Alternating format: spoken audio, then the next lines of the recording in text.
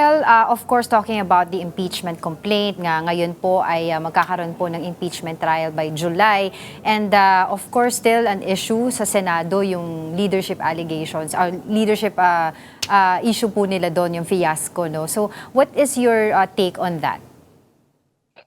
Well, I would think, ako hindi ko papakialaman ng Senado diyan, no. Ang magiging advice ko lamang kay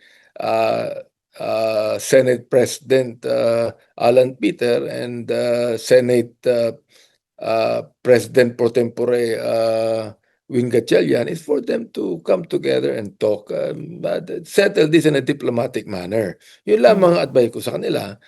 Pero palagay ko naman, matutuloy naman tong impeachment na ito, whatever, because that is already mandated in the Constitution.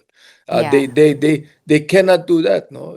Talagang pag ginawa nila yan at din nila yan, obstruction of justice na yan, and they're no longer following what the Constitution says, na kinakailangan forthwith pag-usapan na to at tapusin na, because the impeachment is a very important mandate given by the Constitution.